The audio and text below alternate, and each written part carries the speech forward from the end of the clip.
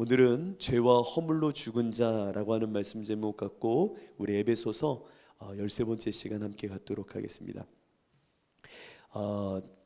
제가 이렇게 말씀을 준비할 때는 그래도 전 세계에서 가장 좋은 말씀을 드려야 되겠다라고 하는 마음 갖고 준비합니다. 정말로 열심히 준비하고 또 하나님께 기도하면서 성경이 말씀하고 있는 바를 고스란히 드러냈으면 하는 마음으로 바울에게 열어주셨던 이 말씀이 여러분들에게 더 큰 은혜와 깨닫게 하심이 되길 원하는 마음으로 이 말씀을 준비합니다. 그러다 보니까 때로는 너무나도 더 전하고 싶은 부분도 있지만 놓칠 때도 있는데, 오늘은 특별히 우리 교회가 복음에 있어서 사랑으로서 역사하는 믿음을 강조하는 교회입니다. 근데 이 사랑으로서 역사하는 믿음이라고 하는 것은 우리 안에 본성을 다루는 겁니다. 그러니까 성경을 통하여 우리 안에 복음은 본성을 다루는 게 사랑으로서 역사하는 믿음 안에 포함되어 있습니다. 그러니까 제가 전하는 복음의 핵심은 본성론입니다. 인간의 본성, 그 안에 있는 것을 해체하여 하나님이 주시는 영적인 흐름을 여러분들이 간과하라고, 그것을 간파하라고 제가 여러분들에게 골조를 세우는 말씀이 핵심이기도 한데, 오늘 이 말씀 속에 여러분들은 사람의 본성을 영적인 눈을 통해 보셔야 됩니다. 바울은 오늘 본문을 통해 인간의 본성론을 정확하게 짚어내고 우리에게 말하고 있습니다. 인간의 본성론은 영적인 깊음 속에 우리를 끌고 들어가 우리에게 말하고 싶은 바가 있는 것을 알게 하는 겁니다.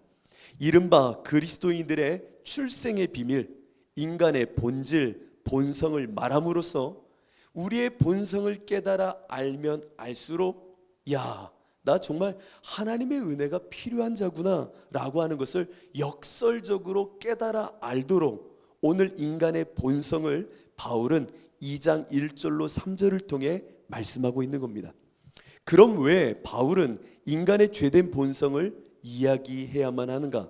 그것은 바로 성령의 조명하심 속에 인간의 실상을 처절히 확인해야, 처절할 정도로 인간의 본성을 확인해야 하나님의 구원의 은혜가 진짜 얼마나 큰지, 위대한지, 그리고 감사한지를 온 전인격을 통하여 깨달아 알 수 있기 때문입니다. 이것이 인간 본성을 말하고 있는 이유입니다. 하나님이 우리에게 이루신 구원의 위대함, 그 한량없는 은혜, 그 은혜 말입니다. 고등학교 국어 시간에 배운, 여러분 한 번씩 한번 접해 보셨을 겁니다. 조세희의 난장이가 쏘아 올린 공이라고 하는 책이 있습니다. 이 이야기 가운데 나오는 이야기죠. 두 사람의 굴뚝청소부가 있었습니다. 그 굴뚝청소부가 청소를 마치고 둘이 같이 땅에 내려오게 됩니다. 한 사람의 얼굴은 더러웠고요, 다른 한 사람의 얼굴은 아주 깨끗했습니다. 그럼 과연 이 두 사람 중에 누가 세수를 할까요? 네? 깨끗한 사람이 세수를 한다는 겁니다. 잘하셨습니다. 훌륭하십니다. 상대방의 얼굴을 통하여 내가 더럽구나 라고 한 것을 인지한 자가 자신을 씻고 있는 이 모습, 이것은요, 누가 주체이고 주체가 대상을 대하여 어떠한 생각을 갖느냐에 따라 진리라고 하는 것이 인지되어진다라고 하는 인식론의 한 부분을 말하는 겁니다. 누가 주체고 주체가 대상을 향하여 무슨 마음과 어떠한 해석과 어떤 인식을 갖느냐가 진리를 결정한다라고 하는 모습입니다. 오늘 우리 인간들은요, 자신이 주체의 자리에 올라와서 수많은 사건과 대상과 역사와 이해들을 바라봅니다. 그러면서 자기가 생각하고 받아들인 것을 진리라고 말합니다. 그런데요, 하나님은 그런 인간을 보시면서 답답하십니다. 네가 주체의 자리에 올라온다고? 네가 모든 것을 판단하는 자리로 올라온다고? 그렇게 말하는 주체라 말하는 너는 누군데? 너는 과연 누군데 스스로가 보는 모든 것이 진리라 말하며 그것을 대상화하는가? 하나님은요, 우리를 볼 때 이런 마음으로 생각한다는 겁니다. 내가 바라볼 때 더럽겠구나 생각하니 자기 몸을 닦고 있는 이 어리석음, 누군가는 깨끗하네 라고 생각하면서 자신의 몰골을 모른 채 세수하지 않고 있는 이 모습, 스스로 인간은 주체란 말하지만 오늘 인간의 본성을 말하고 있는 바울은요, 인간은 그런 존재 아니야 라고 하는 것을 정확하게 말합니다. 인간은 스스로 주체가 될 수 없는 자, 자신이 누구인지를 알면 오히려 주체가 되시는 하나님께 모든 것을 맡기고 그분의 구원과 하나님의 은혜만을 갈망할 수밖에 없는 자, 그런 자인데 어찌 인생은 스스로 하나님의 자리에 올라서 이와 같은 어리석은 행동을 하고 있는가? 이런 고민을 갖고 오늘 우리에게 복음의 말씀을 전하고 있는 겁니다. 하나님을 등진 아담과 하와로부터요, 오늘에 이르기까지 성경은 사람들을 뭐라고 말하냐면, 오늘 본문을 옮기겠습니다. 본질상 진노의 자녀, 불순종의 아들들이라고 명명합니다. 인간 본성을 보라는 겁니다. 바울이 말하는 거예요. 너 인간 본성은 본질상 진노의 자녀야. 너는 불순종의 아들들이야 라고 말하는 겁니다. 딸이기도 합니다. 여기서 말하니까 아들만 포함된다고 생각하지 마세요. 불순종의 자녀들이야 라고 말합니다. 불순종의 아들, 이 말씀에서 우리는 처참한 우리의 민낯, 스스로 주체가 될 수도 없는데, 스스로 있을 수도 없는데 마치 있을 수 있는 양 살아가고 있는 그 모습을 잊지 말라라고 말하며 오늘 바울은 우리에게 이 서신을 띄우고 있다라는 겁니다. 여러분, 불순종의 아들들이란 말씀이 무엇일까요? 불순종의 아들들, 그냥 1차적으로는 하나님의 말씀을 거역하는 자, 이렇게 생각하지요. 맞습니다. 잘하셨습니다. 하나님의 말씀을 멀리하는 자, 그것을 반하는 자, 그가 바로 불순종의 아들이지. 그런데요, 조금 더 생각해 보세요. 불순종의 아들이라는 것은요, 자기 앞에 절대로 순종의 대상을 두지 않는 자라는 의미가 있는 겁니다. 내 앞에 나를 주관하며 나에게 어떠한 말을 걸거나 나에게 어떠한 지침을 말할 수 있는 대상을 두지 않으려고 하는 자들이 바로 불순종의 아들들입니다. 곧 자기가 자기 인생의 왕이야 라고 말하는 자, 이 자들이 불순종의 아들이라는 겁니다. 이것을 바울의 언어를 갖고 오늘 말씀에 적용하면 하나님을 거부하고 하나님 명령에 반역하며 심지어 하나님을 죽이는 자가 불순종의 아들이라는 겁니다. 예수님께서는 이런 비유를 하셨습니다. 하나님을 떠난 인생들의 모습을 탕자의 비유로 말씀하신 적이 있습니다. 탕자, 둘째 아들이 아버지의 유산을 갖고 떠나는 이 비유의 이야기, 이것은 우리의 참다운 인간의 본성을 보여주는 이야기입니다. 하나님을 떠난 둘째 아들의 면모는 곧 하나님을 죽인 자라는 겁니다. 유산 주세요. 하나님 나한테 유산 좀 주세요. 이 유산을 달라는 얘기는 내가 아버지를 죽은 자로 여기니 당신이 나에게 주실 바에 물질이면 물질, 기업이면 기업을 주어 그것을 나의 소유 삼겠다라는 겁니다. 아버지는 죽었어요 라고 말하는 게 유산이에요. 그것을 취하여 떠난 자가 둘째 아들로만이었습니까? 오늘 불순종의 아들도 마찬가지입니다. 내 앞에 아버지란 권위자를 두기 싫다라는 겁니다. 하나님이라고 하는 말씀을 두기 싫다라는 겁니다. 내 앞에 주인 삼을 수 있는 하나님을 나는 원하지 않는다는 겁니다. 내가 왕이고 나 스스로가 있고자 원하는 모습으로 떠나는 자, 이 자들이 불순종의 아들이라는 겁니다. 하나님의 자리에서 인간은 떡하니 이제 하나님을 죽인 채 그 자리에 올라서는 겁니다. 정말로 흉폭한 자요, 자기의 본성을 모르는 겁니다. 자신이 무언가 대단한 주체라도 된 양, 그 위에 올라서 모든 세상을 판단하고 진리라 말하며 자신은 아무런 흠도 허물도 죄도 없는 듯 그렇게 살려고 하는 것이 오늘 인생의 모습이다 라고 하는 겁니다. 오늘 말씀은 이렇게 무지하고 어리석은 인생에게 성령의 조명하심 가운데 자신이 진실로 허물과 죄로 죽었던 자라고 하는 것을 깨닫게 하시는 역사를 말하고 있습니다. 성령이 조명하시니까요, 내가 허물과 죄로 죽었던 자구나 라고 하는 것을 깨닫게 된다는 겁니다. 이때 죄에 묶여있던 인생들은 진정 구원의 위대하심과 크심을 보게 됩니다. 아, 내가 죄인이구나 라고 하는 것을 아는 순간, 내가 이처럼 허물과 죄로 죽었던 자구나 라는 것을 깨닫게 되는 순간, 내가 주체가 될 수 없구나 라는 것을 깨닫는 순간, 하나님의 구원의 은혜라는 게 얼마나 큰지, 그것이 내 인생 가운데 침노하듯 들어오는 은혜를 누리게 되는 것입니다. 오늘날 많은 사람들이 그들의 구원에 대해 이제 별로 감사해하지 않습니다. 성도들이요, 구원에 대하여 별 느낌이 없어요. 구원에 별로 감동이 없어요. 그 구원에 감사도 없어요. 그리고 자신 스스로 괜찮아, 나는 이 정도면 올바른 거야, 이 정도면 좋은 그리스도인이야 라고 하는 착각 속에 하나님이 주시는 구원의 은혜를 놓친 채 그냥 추억으로 삼은 채 살아갑니다. 너무나도 답답한 모습이에요. 내가 정말 나를 안다면, 나의 심령의 가난함을 알면 하나님의 구원이 얼마나 위대하며 오늘 이 하루도 나에게 이 구원이 얼마나 능력인지를 알게 되는데, 스스로의 본성을 놓쳐버리니 자꾸만 구원이 멀어져 가고 있다는 겁니다. 이 악한 죄가 해결되지 않으면 우리는 안 됩니다. 자신이 어떻게 살 수밖에 없었던 존재인지를 알고 정말 이 죽음 속에서 헤어나올 수도 없던 인생이라는 것을 우리는 깨달아 알고 있어야 됩니다. 그래서 바울이 말하는 불순종의 아들됨을 먼저 우리는 깨달아야 됩니다. 자, 오늘 말씀 2장 1절을 한번 보십시오. 그는 허물과 죄로 죽었던 너희를 살리셨는데, 살려놓은 우리의 본성은 어떠한 본성이었는지 2절을 통해 이렇게 말합니다. 그때에 너희는 그 가운데서 행하여 이 세상 풍조를 따르고 공중의 권세 잡은 자를 따랐으니 곧 지금 불순종의 아들들 가운데서 역사하는 영이라 라고 말합니다.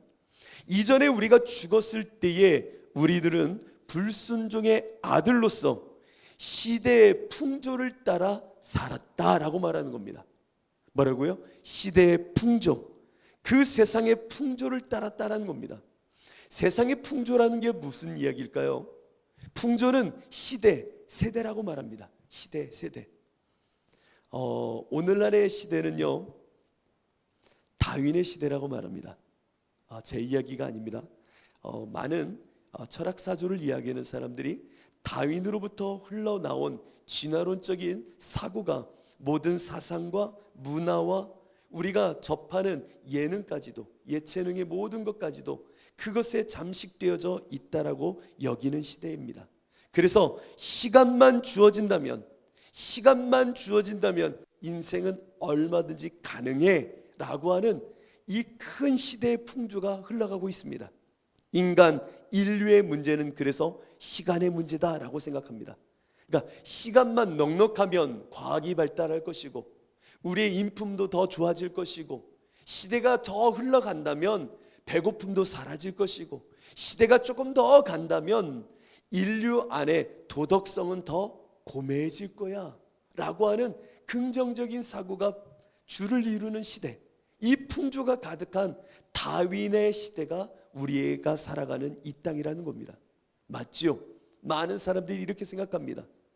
시간의 문제야. 인간의 문제는 시간의 문제야. 시간만 주어진다면, 이 시간이 조금만 흘러간다면 언젠간 모든 것 해결할 수 있을 거야. 병, 질병, 의식주, 지식, 교육, 이제 우리의 시간만 더 확보된다면 더 좋아질 거야. 더 발전할 거야. 여러분들은 교회 안에서 이런 류의 이야기를 많이 듣게 됩니까?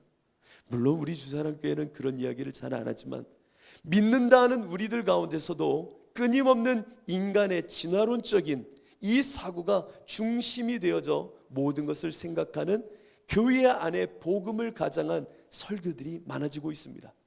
가능성이 있습니다. 괜찮아질 겁니다. 그러면 이와 같은 사고 속에 없어지는 게 있어요. 무시하는 게 있어요. 그것이 바로 복음입니다. 인간은 가능성이 있어요. 시간만 주어지면 괜찮아질 거예요. 이 말은 예수가 필요 없어요 라고 하는 말하고 똑같은 겁니다. 오늘 우리 가운데 과학이 발달하면, 교육이 발달하면, 지식이 쌓이면 더 인류는 좋아질 거예요. 성경은요 절대로 그런 말을 한 적이 없어요. 성경은 인생은 허물과 죄로 죽었으며 세상의 풍조가 우리 인생을 망치는 그 본질 안에 놓여져 있다는 것을 말씀합니다. 우리는 시대의 풍조를 따르는 불순종의 아들들이라고 말합니다. 시대가 말하는 것에 마음을 빼앗기고, 시대가 우리를 끌고 다니는 것에 우리의 모든 것을 맞추려고 하는 이 모든 것들. 그래서요 2장 1절로 3절을 보면요 끊임없이 우리의 본성을 말하되 본성을 잘 보여주는 단어들이 나옵니다. 따르고 따르고 따르고 라고 하는 단어입니다. 뭐라고요?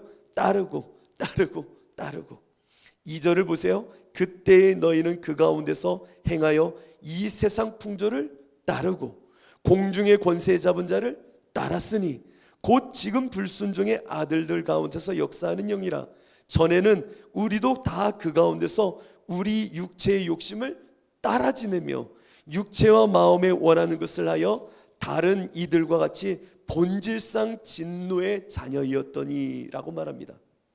여러분들은 이 따르고의 마음을 쏟아보아야 됩니다. 왜? 따르고는 인간의 본성을 이야기하는 겁니다.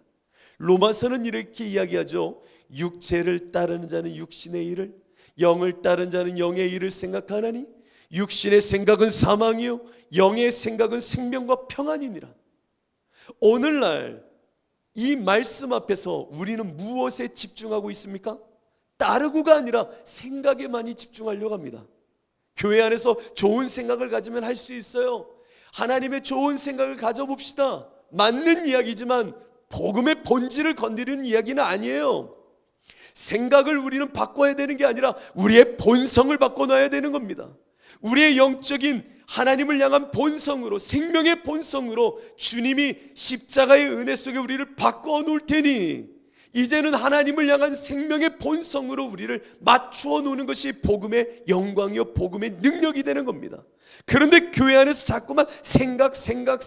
여러분들의 생각을 바꾸세요. 여러분들의 삶의 인지를 바꾸세요. 멘토링을 해주고 교회에서 좋은 교육을 통하여 무언가 바뀔 것이라 말하는 것은 다윈이 말하고 있는 인간의 시간의 문제로 인간의 문제를 해결할 수 있다라고 하는 복음이 필요 없는 말씀을 전한 것과 매한가지가 교회 안에 펼쳐지고 있는 겁니다. 우리는 따르고에 관심을 두어야 됩니다. 육신을 따르는 자가 육신의 일을 생각하는 거고요, 영을 따르게 되는 자가 영의 일을 생각하는 겁니다. 육신의 생각은 사망에 이르고요, 영의 생각은 생명과 평안에 이릅니다. 그러면 이 복음의 본질을 말하고 있는 로마서 8장의 말씀의 핵심은 무엇입니까? 네가 무엇을 따르는 본성의 사람인지를 보라는 겁니다. 내가 정말 성령 안에서 예수 그리스도의 그 십자가의 능력 속에 생명의 본성을 따르는 자가 맞느냐라고 하는 것을 말하고 있는 겁니다. 우리는 이 본성 싸움을 하는 겁니다. 내가 어떠한 믿음을 인지적으로 갖느냐가 중요한 게 아니에요. 남들은 생각 못할 큰 어떠한 지식을 깨달아 믿음이 있다라고 말하는 게 아니에요. 우리의 싸움은 영적인 싸움, 본성 싸움입니다.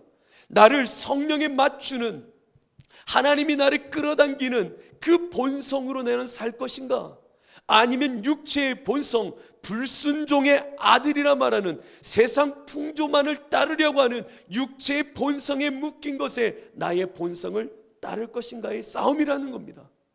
여러분들은 거듭난 사람입니다. 물과 피로 거듭난 사람이라고요. 거듭났다라는 것은 하나님이 내 안에 하나님을 향한 사랑의 본성을 일으키셨다라는 겁니다. 어린 아이가 어미의 젖을 찾듯이 누가 가르치지 않아도 살고자 어미의 품, 자신의 모태를 향하여 어미를 그리워하는 본성을 갖듯이 우리가 거듭나면 하나님을 향한 사랑이 내 안에 심겨지는 겁니다. 죽었던 내 영을 살리사 하나님을 향한 사랑의 본성을 내 안에 일으키셨으니 이제는 성령을 따라 내 영적인 생명의 본성을 따라 성령이 주시는 생각을 담아내고 그 생각으로 내 육신을 저 하나님께 드리면 내 삶 가운데 생명과 평안이 도래한다라는 겁니다. 이것이 복음인 겁니다. 좋은 생각을 갖는 것, 누가 가르쳐준 믿음의 지식을 얻어 생명에 이르는 것이 아니라 생명의 본성을 성령에 따라 하나님을 사랑하는 본성으로 나아가는 이 훈련, 이것이 우리에게 중요하다라고 하는 것을 바울은 말하고 있는 겁니다. 그러니 너희 본성, 이전의 본성, 그때의 본성을 확인 좀 해보라는 겁니다. 세상 풍조를 따르던 불순종의 삶을 살던 본성의 인생이 아니었느냐라고 하는 것을 말하더라는 겁니다. 우리는 성경 안에서 진짜 생명의 본성을 붙잡아야 됩니다. 요한복음 17장 3절을 보면 영생이라는 것은 곧 유일하신 참 하나님과 그가 보내신 자 예수 그리스도를 아는 것이다 라고 말합니다. 내가 예수 그리스도를 아는 것, 이것은요 성경을 많이 읽어서 문자를 내 머리에 넣은다고 예수를 안다라고 표현한 게 아닙니다. 성경에서 말하는 안다라는 것은 정말 부부의 연합처럼 모든 지정의가 완전히 녹아진 연합을 말하는 겁니다. 내가 예수를 안다? 이 말은 내 생명의 본성이 완전히 예수께 묶여졌다는 얘기입니다. 그런데 불순종의 아들들은 이 예수 그리스도께 하나님께 사랑으로 완전히 본성이 묶인 것을 원하지 않고 스스로의 육체의 본성을 주인 삼아 살려고 하는 자들이 불순종의 아들이요, 그러니 그들이 세상 풍조, 세상의 시대, 세대가 말하는 것에 자신의 모든 것을 묶으려고 하는 겁니다. 우리는 하나님이 주신 이 생명의 본성을 따라 예수 그리스도께 연합되어 그분이 나에게 드러내시는 예수님의 성품과 진리와 길을 깨달아 알게 되는 겁니다. 우리는요 이 본성 싸움을 해야 되는 겁니다. 에베소서 2장 12절은 그래서 이렇게 기록합니다. 그때 너희는 그리스도 밖에 있었고, 어디 있었다고요? 너희 그때 불순종의 아들일 때는 밖에 있었어. 밖에 있었고 이스라엘 나라 밖의 사람이라. 약속의 언약들에 대해서는 외인이요 세상에서 소망이 없고 하나님도 없는 자였다. 에베소서 2장 12절이 이제 그것을 또한 말합니다. 우리는 예수 밖에 있었다니까요.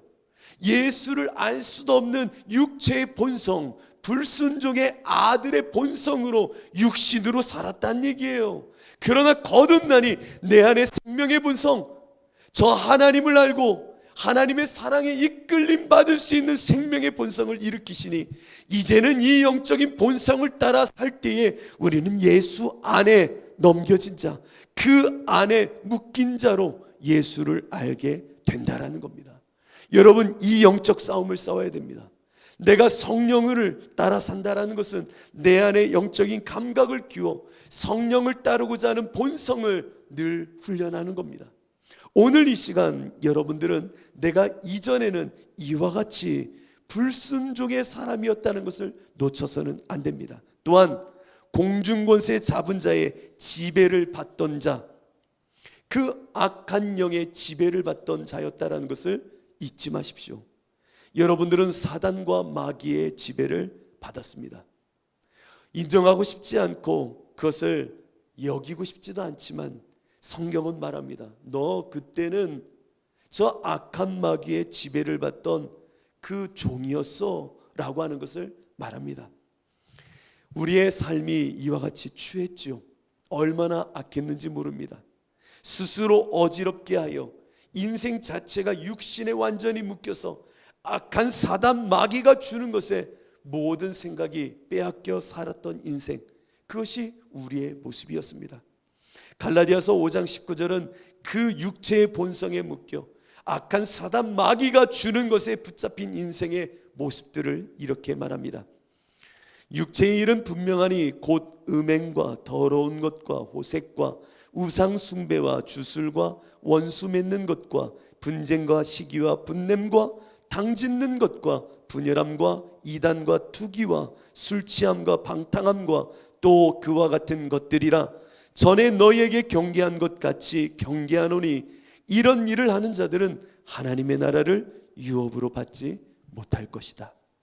여러분들, 육체의 종으로, 악한 사단의 종으로 살던 때의 모습은 이와 같습니다. 그런데 이런 모습들이 내 안에 있는데도, 여전히 내 안에 숨 쉬는데도 생명의 본성을 향하여, 하나님 사랑의 본성을 향하여 나를 깨워놓지 못한다면 우리는 여전히 불순종의 종이요, 악한 세대의 풍조를 따르는 모습을 고스란히 답습하는 겁니다. 그러나 이전에 내 모습을 바라볼 때 그랬었지, 이전에 나는 그런 정말 악한 사단의 종과 같이 살았어 라고 하는 것을 깨닫는 자는 그래서 하나님의 은혜가 얼마나 큰지를 아는 겁니다. 이야, 내가 이전에는 이렇게 술 취하고 방탕하며 음란과 이단과 투기와 이런 악함 속에 빠져 살았는데, 이야, 내가 하나님을 바라고 하나님께 나와 하나님께 구한다고 정말 내 인생에 이렇게 큰 은혜를 있다니 말할 수 없네, 말할 수 없는 은혜야. 여러분들은 이것을 알고 계십니까? 이것을 매일같이 노래하십니까? 이것을 잊어서는 안 되고 생명의 본성 속에 이전의 본성에 묶여있던 내 모습을 보면서 하나님께 좀 감사하십시오. 이 은혜를 노래하십시오. 이것을 놓치면 우리는 어리석은 자가 되는 겁니다. 예수님은요, 육체의 본성, 악한 사단 마귀의 본성을 쫓아 살던 우리에게요, 어느 날 찾아오셨습니다. 어느 날 찾아오셨다고요. 찾아오신 그 예수님을 좀 기뻐하고 그 은혜를 좀 감사하십시오. 억지로라도 좀 감사해 보십시오. 내 마음이 그 예수를 만나고 그 은혜를 누린다 하면서도 아무런 감동이 없습니까? 그러면 억지로라도 내 가슴을 찢어가면서 이 은혜가 은혜 될 수 있도록 나를 저 하나님께 좀 드려보십시오. 억지여도 좋습니다. 억지여도 좋습니다. 그 마음에 감동이 없는데도 그 하나님의 은혜를 누리고자 원한다면 억지로라도 그 하나님의 은혜를 감사해 보십시오. 하나님의 은혜지, 하나님의 사랑이지, 하나님이 주신 놀라운 구원의 은총이지. 여러분들, 첫사랑을 그래서 늘 기억하고 회복해야 되는 겁니다. 자꾸만 잊어요. 인간은 왜 이렇게 있는지 모르겠어요. 그때에 이전에 네 모습이 얼마나 악했는지 보라는 겁니다. 저는 예수님이 내 인생에 찾아오신 사건을 생각할 때면 나인성 과부의 이야기를 늘 생각합니다. 나인성 과부의 이야기 여러분도 아시죠? 누가복음 7장에 나와 있는 이야기입니다. 이전에 육체의 본성을 살던 우리의 모습, 육신을 따르던 본성의 모습을 나인성 과부의 모습에 연결시켜 보십시오. 나인성 과부는 그 아들 하나를 두고 있었던 여인입니다. 그런데 어느 날 이 청년 아들이 독자가 죽은 겁니다. 여러분, 청년이 죽었다는 것은 생명이 끝났다는 얘기요. 청년이 죽었다는 것은 미래가 닫혀졌다는 얘기요. 과부에게 청년이 죽었다는 것은 더 이상 세상에 무엇 하나 기댈 것 없는, 모든 것이 무너진, 터전이 무너진 인생이 되어졌다라는 겁니다.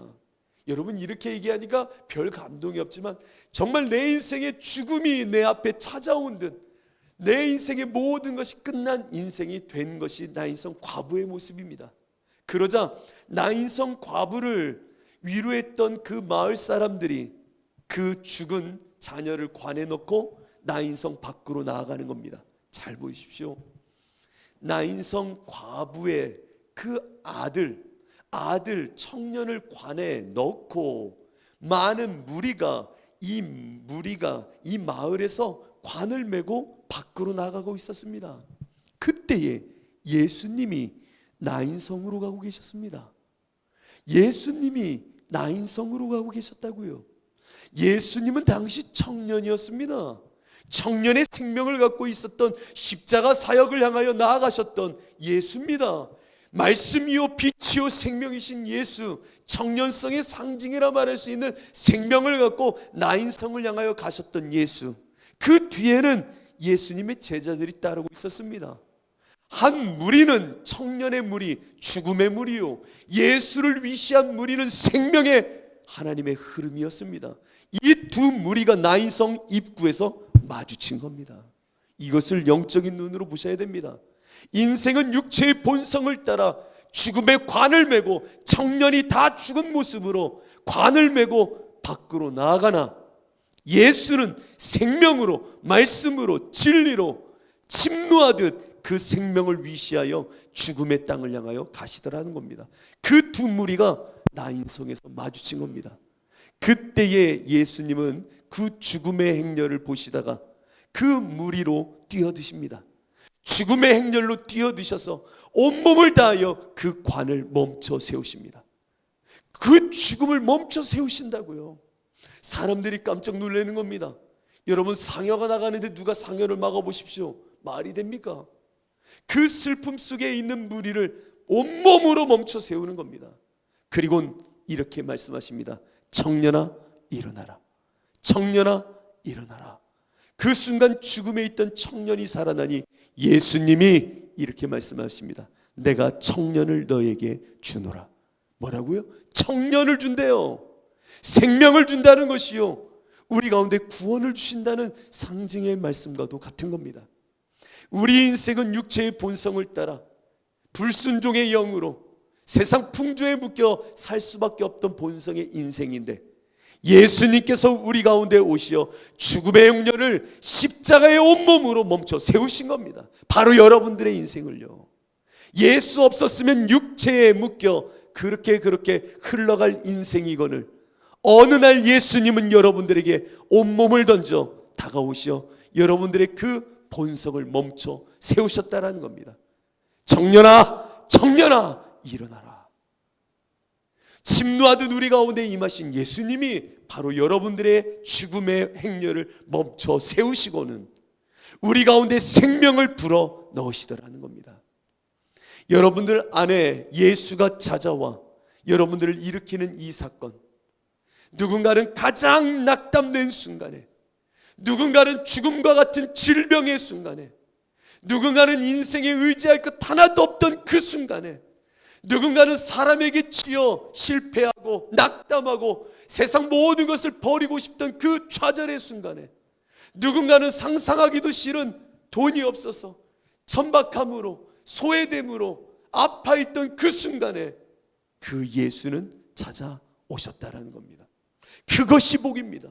성경이 말하는 복은 내가 십자가의 흔적을 마주할 수 있게 된 그 순간이, 남들은 질병과 고통과 아픔과 천대가 안타까우며 복없는 자라 말할 수 있지만, 그 순간 나는 예수를 만났다면 그 순간이 바로 여러분들에게 침노하듯 임하신 예수 그리스도의 십자가, 그 십자가가 임한 놀라운 생명의 순간이라는 것을 잊지 마십시오. 그 고난을 당함이 복입니다. 그 순간을 마주했음이 복입니다. 예수 그리스도를 만났기에, 죽음의 행렬이 멈춰졌기에, 그때의 본성을 볼 수 있는 사건이 되었기에 여러분들에게는 그 순간이 은혜요 영광의 순간이었다라는 겁니다. 여러분, 이것을 잊지 마십시오. 그때 예수를 만나지 않았다면 여러분들은 그렇게 죽음의 행렬에 지금까지 묶여 살 수밖에 없는 존재라는 겁니다. 여러분, 바울은 말합니다. 네 본성을 알아야 하나님의 영광과 그 구원의 은혜를 노래할 수 있다. 이것을 잊지 마십시오. 십자가가 있어야 부활의 영광이 보이는 법입니다. 십자가의 생명을 누리고자 원한다면 내 안에 죽음의 본성이 꺾여져 나갔던 그때의 예수 그리스도의 은혜를 결코 잊지 마십시오. 그때의 그 흉악했던 내 모습을 결코 좌시하지 마십시오. 이 가운데 하나님의 역사가 바울이 말하듯 우리 가운데 깨달아지고 더 깊어지는 법입니다. 오늘 이 시간 이 바울의 애타하는 2장 1절로 3절의 이 인간의 본성에 대한 부분이 여러분 가운데 열려져 이 밤도 그 주님을 노래하고 내 죽음의 행렬을 멈춰 세우신 주님을 더 깊이 만나는 이 밤 되시기를 축복합니다. 이 시간 우리 함께